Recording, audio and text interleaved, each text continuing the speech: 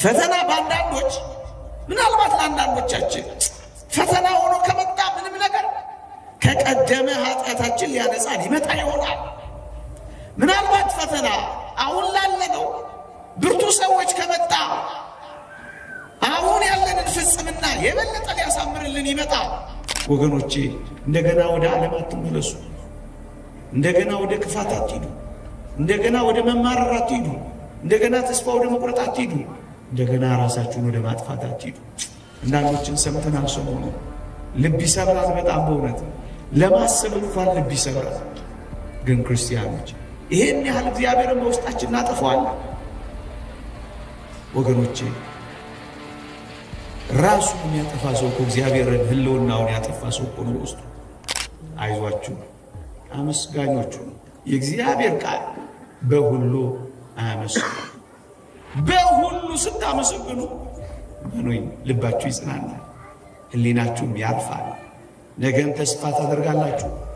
በተቀደደው ቀዳዳ ሁሉ የእግዚአብሔርን ሥራ ጠንክራችሁ ትሰራላችሁ። ይልቅ ጽድቅ ጨምሩ።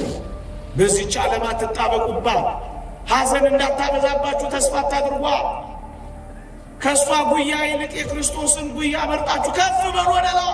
በስመ አብ ወወልድ ወመንፈስ ቅዱስ አሃዱ አምላክ አሜን። ለጥቂት ደቂቃዎች ከኔ ጋር የምንቆይበት ርዕስ የማደርገው አታውርደኝ በሚል ርዕስ ጥቂት መንፈሳዊ ሐሳቦችን እንማራለን። ታስታውሱ ከሆነ የተወደደ መድኃኒታችን ከደቀ መዛሙርቱ ሦስቱን ይዞ ወደ ደብረ ታቦር ተራራ ወጥቶ ነበረ። ወደዚያች ተራራ ላይ የወጣው የሐዋርያቱ አለቃ ቅዱስ ጴጥሮስ ታስታውሳላችሁ። እዩ ወደዚች ከፍታ ስለወጣ ወደዚች ልዕልና ስለደረሰ የጌታችን የመድኃኒታችን የኢየሱስ ክርስቶስንም ክብር ስለቀመሰ የዘላለም ሕይወትን እፍታዋን በደብረ ታቦር ስለጎበኘ ምን እንዳላት ታስታውሱ? ጌታ ሆይ አታውርደኝ እኮ ነው ያለው። በዚህ መሆን ለእኛ መልካም ነው ማለት እባክህ ከዚች ተራራ ላይ ወደ ታች አታውርደኝ ማለት አይመስላችሁ? አዎ ሊቀ ሐዋርያቱ አታውርደኝ ብሎ ነው ይጮኸው። ወገኖቼ ወደዚች አስደናቂ የዘላለም ሕይወት ቅምሻ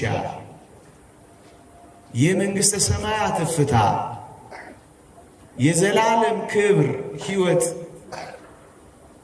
ጥቂት የቀመሱ ሰዎች ወደ ታች መውረድ አይፈልጉም። እዚያው መቆየት ነው የሚፈልጉት። ምን ማለት መሰላችሁ? ወደ እግዚአብሔር ጥልቅ ሕይወት ወደ ከፍታ መንፈሳዊ ልዕልና ደስ ወደሚያሰኘው የዘላለም ሕይወት መንገድ ከተወደደ መድኃኒታችን ከኢየሱስ ክርስቶስ ጋር ወደ ተራራው ወጥተው የሚኖሩ ባጭር ቃል ዓለም ታንስባቸዋለች። ወደ ዓለም መውረድ አይፈልጉም። በዚያው ከፍታ ላይ ነው መቆየት የሚፈልጉት። ለዚህ ነው አታውርደኝ የሚሉት። ወገኖቼ በዓለም ላይ ስላልተጣበቁ ዓለም በሚያጎርልባቸው ነገር ልባቸው አይታመምም፣ ውስጣቸውም አይጎዳም። እንደው ከእሱ ጋር መኖር ይፈልጋል። አንተ ኑር እንጂ፣ አንተ ከኔ ጋር ሁን እንጂ። የተወደዳችሁ ኦርቶዶክሳውያን ባይመቸኝስ የሚል አይመስላችሁም? ቅዱስ ጴጥሮስ ለአንተ ድንኳን ልስራ እንጂ እኔ ባልሰራስ የሚል አይመስላችሁ? ምክንያቱም ቅዱስ ጴጥሮስ እንዲህ አድርጎ ሲናዘዝ ደመና የሌለው የብርሃን ድንኳን እግዚአብሔር የሚሰራው እንደከበበው እወቁ ወገኖቼ። እኛ ከምንሰራው በላይ እግዚአብሔር የሚሰራው ድንኳን አለ። እኛ እንሰራ ከምንለው በላይ እግዚአብሔር የሚሰራልን ይበልጣል። እኛ ለራሳችን ከምንጨነቀው በላይ እግዚአብሔር በዙሪያችን የሚሰፍረው ይበልጣል። ለዚህ ነው ዓለም አንሶበት አልወርድም እኮ ነው ያለው ወገኖች። አንድ መልእክት ላስተላልፍ። በዚህች በቤተ ክርስቲያን በአስደናቂ ምስጋና ውስጥ ኖራችኋል። በዚህች ቤተ ክርስቲያን እጅግ ከፍ ባለ መንፈሳዊ ሕይወት ምልልስ ውስጥ ሰንብታችኋል። በዚህች ቤተ ክርስቲያን አስቀድሳችኋል። በዚህች ቤተ ክርስቲያን ቆረባችኋል። በዚህች ቤተ ክርስቲያን አውደ ምሕረት ላይ እልል ብላችኋል።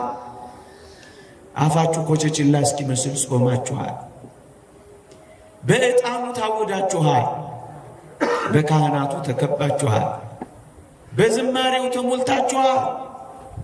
በቅዳሴው ተባርካችኋል። እናንተ ኦርቶዶክሳውያን አደራችሁን የትም ሂዱ የት ምንም ሆኖ ምን ከዚህ ልዕልና እንዳትወርዱ። ጨለማው ሊያስፈር ይችላል፣ እንዳትረሱ። ጨልሞ የቀረ ጨለማ በእግዚአብሔር ልጆች ዘንድ አልነበረም። በምድር ላይ መጀመሪያ የነበረው ጨለማ ነው። ከዛ በኋላ ነው ብርሃኑ የመጣው።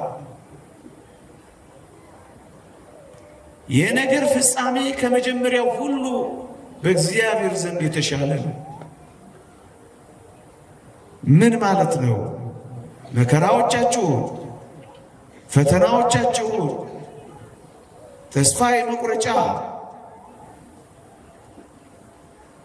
የመጨነቂያ የመዋተቻ የመነፍረቂያ እንዳታረጉት። አንድ ነገር እንንገራችሁ፣ የገነት በር መግቢያ ለማድረግ አዘጋጁት። አልወርድም ነው ያለው። ከቤተ ክርስቲያን አትለዩ፣ ከመንፈሳዊ ሕይወት አትውጡ። ደሳሳም ትሁን እሷ የክርስቶስ ቤተ ክርስቲያን ናት። የሞቀም ይሁን የቀዘቀዘ እግዚአብሔር በዛል።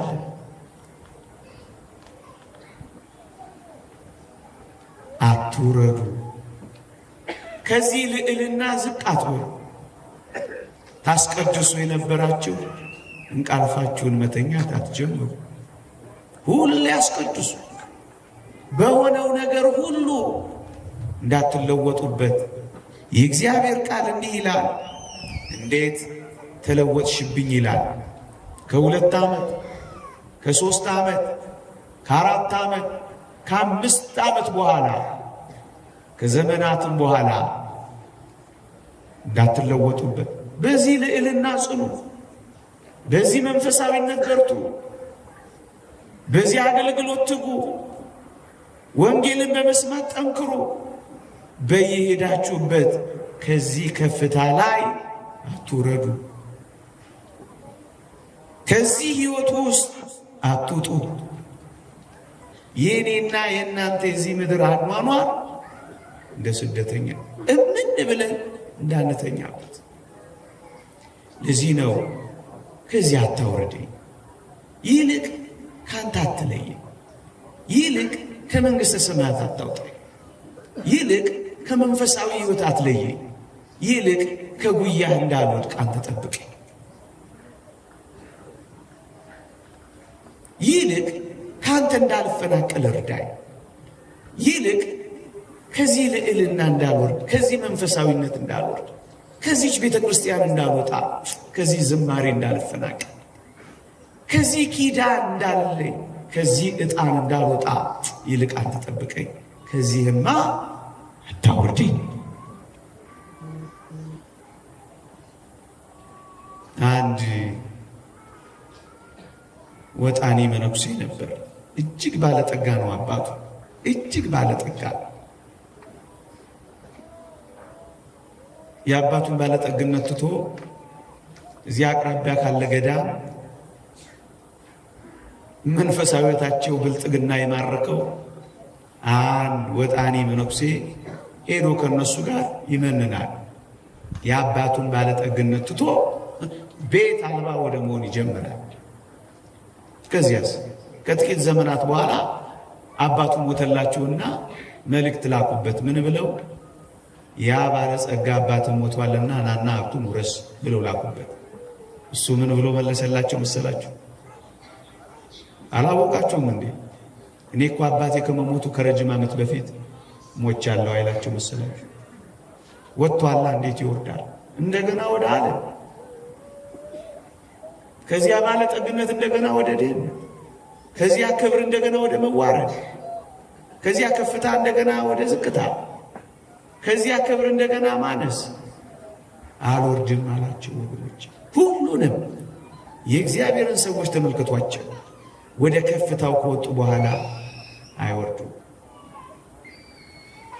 አይወርዱም። ማንን ላሳያችሁ? ሙሴ ነው።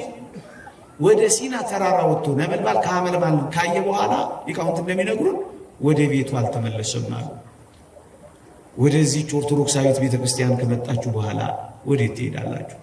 ወገኖቼ እንደገና ወደ ዓለም አትመለሱ። እንደገና ወደ ክፋት አትሂዱ። እንደገና ወደ መማረር አትሂዱ። እንደገና ተስፋ ወደ መቁረጥ አትሂዱ። እንደገና ራሳችሁን ወደ ማጥፋት አትሂዱ። አንዳንዶችን ሰምተናል ሰሞኑን። ልብ ይሰብራል በጣም በእውነት ለማሰብ እንኳን ልብ ይሰብራል። ግን ክርስቲያኖች ይሄን ያህል እግዚአብሔርን በውስጣችን እናጠፋዋለን ወገኖቼ። ራሱን የሚያጠፋ ሰው እኮ እግዚአብሔርን ሕልውናውን ያጠፋ ሰው እኮ ነው ውስጡ። ራሱን ከማጥፋቱ በፊት የእግዚአብሔርን ሕልውና እኮ ያጠፋ ሰው ነው እግዚአብሔር የለም የሚል። የእግዚአብሔርን ሥራ ትላንት ላይ ትዝታውን የዘነጋ ዛሬ ያለውን ጸጋና ስጦታ እምቢ አለ። የነገን ተስፋ የሰረዘ እምነት፣ ፍቅር፣ ተስፋ የሌለው ሰው እኮ ነው። እውነት ነው፣ በጣም ያማል። እውነት ነው፣ በጣም ልብ ይሰብራል። ግን ክርስቲያን አምላኩ ከእሱ ጋር ስለሆነለት ሁሉን ይችላል፣ ሁሉን ይችላል፣ ሁሉን ያልፋል፣ በሁሉ ይጸናል፣ ሁሉን ይታገሳል፣ ነገን ተስፋ ያደርጋል፣ ለሚመጣው ይዘጋጃል። ወገኖቼ ፈተና በአንዳንዶች ምናልባት ለአንዳንዶቻችን ፈተና ሆኖ ከመጣ ምንም ነገር ከቀደመ ኃጢአታችን ሊያነጻን ይመጣ ይሆናል። ምናልባት ፈተና አሁን ላለነው ብርቱ ሰዎች ከመጣ አሁን ያለንን ፍጽምና የበለጠ ሊያሳምርልን ይመጣ። ምናልባት አሁን ያለው ፈተና በቤተ ክርስቲያን ተጠቅለላለን ከመጣ ለሚመጣው መከራ ሊያዘጋጀን ይመጣ። ግን እንዳትረሱ እግዚአብሔር ከፈተናው ጋር መውጫ ያለው አምላክ ነው። እሱን አስቡ። መውጫ የሌለው ፈተና እግዚአብሔር ለማን ሰጥቶ ያውቃል? ወገኖቼ ይሄንን እያሰብን ነው። ከዚህ ሐሳብ አልወርድም። እናቱ ሞታበታለች፣ አባቱም እንዲሁ። ግንስ ከዚህ ልዕልና አመልማል ከነበልባል ብቻ አይደለም፣ በማኅፀኗ የታቀፈችው ነበልባሉ ከአመልማሉ ጋር ያየው መጥምቀ መለኮት ቅዱስ ዮሐንስ ወደ በረሃ ነው የነጎደው። እንዴት ይወርዳል? ከዛ በኋላ እንዴት ይወርዳል? ማንን ስላሳያችሁ? የተወደደች እመቤታችን ቅድስት ድንግል ማርያም ልንገራችሁ። የተወደደ መድኃኒታችንን ከጸነሰችና ከወለደች በኋላ እንደገና ከቅዱስ ዮሴፍ ጋር በሌላ ሕይወት ውስጥ የምትገለጥ ይመስላችኋል? ነውር እኮ ነውር እኮ።